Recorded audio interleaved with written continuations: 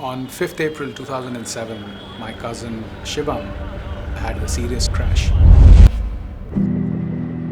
He asked passers-by for help, but nobody did anything that would save his life.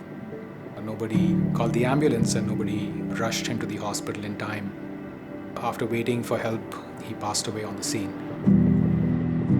The trauma that I experienced following the incident got me to start looking at the issue very closely. Something had to change.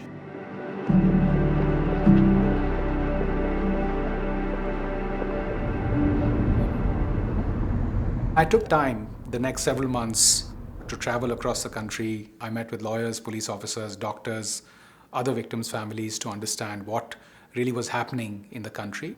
And I fundamentally learned three things.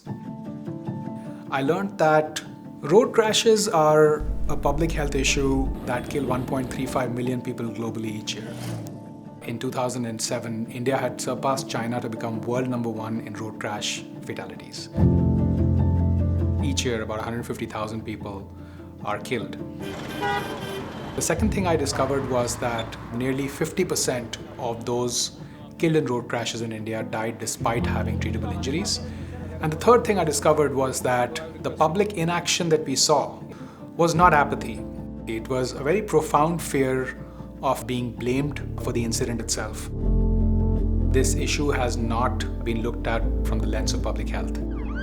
And fundamentally, the resources that must go into dealing with such an issue are not allocated appropriately, even though they exist in majority of countries. And with that in mind, I founded the Save Life Foundation to take on this issue. This is Nagpur intersection, Kalpana Talkies. This is the buffer, and we have to extend the median as well.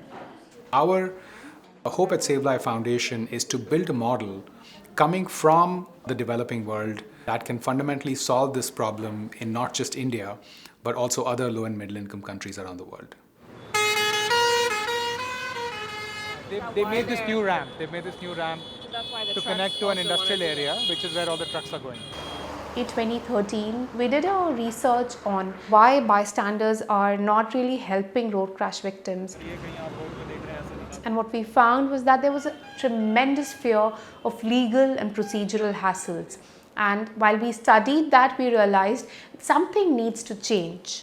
And we worked with the government. We filed a public interest litigation in the Supreme Court.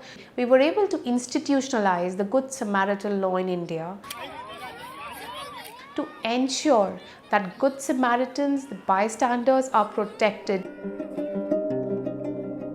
During this process of getting the country its first Good Samaritan law, I also gained a very deep insight into what was causing crashes in the first place. What were the systemic issues that were leading to these incidents? I also learned greatly about trauma care and what was required to create a chain of survival.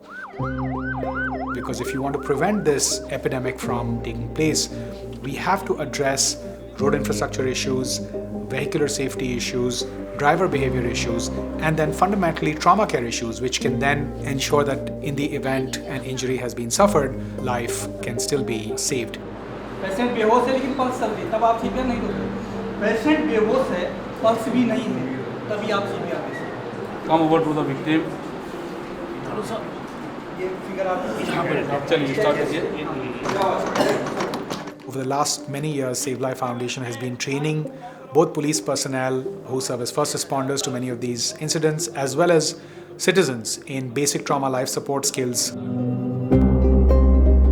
We also started advocating for a comprehensive road safety law for India, which would address the gaps in the legal framework to prevent road crashes. Save Life then decided to establish a program that would implement all of these best practices that we had been talking about or we had been reading about in an India context. And that program I called the Zero Fatality Corridor. यहाँ से हम शुरू करेंगे 26 kilometre के आसपास हम एक बार रुकेंगे पुणे में एक बार हम लोनावला एग्जिट लेके हम वापस मुंबई तरफ आ रहे हैं The Zero Fatality Corridor is a replicable, scalable model of road safety. The way we look at road safety is we focus on one large corridor by about 100 kilometers and reducing the fatalities in that corridor to near zero levels. The way we identify crash-prone location is simply through data. Data speaks volumes. It helps us find out what are the most critical locations for us to focus on. It tells us what the issues are, and we are able to recommend a holistic solution. So for instance, if there is an intersection that is known to have a large number of crashes, it is possible to redesign it to prevent these road crashes and fatalities from happening. It includes stakeholders from the health department. The health department can optimize the placement of the ambulances. Once we show that this model is effective, then we replicate and we scale it. So for example, we started on one highway on the Bombay-Pune Expressway. Right now, we are present in more than 20 highways across 15 states. What Save Life does is create a platform where we can bring all of the stakeholders together, whether it's the bureaucracy, whether it's political leadership, media, the community members, eminent citizens, sometimes judiciary, and try and build consensus around not just what the nature of the problem is, but also what the potential solutions could be. Hi, such a pleasure. Save Life Foundation is able to assist the government and work alongside the government's executive machinery to be able to analyze the problem, give its recommendations, and also observe the effects of the recommendations and the actions on a real-time basis, and partner with the government in terms of reducing the number of crashes and fatalities.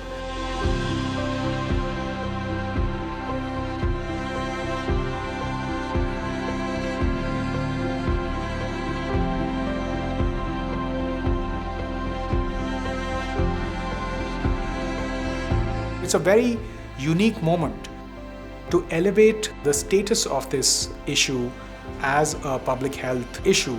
We have a solution that works, political will to actually implement and scale that solution, and a set of resources to make all of that happen. And if we don't grab this opportunity right now, given the fact that all of these things are aligned for the first time, we might not get this opportunity again.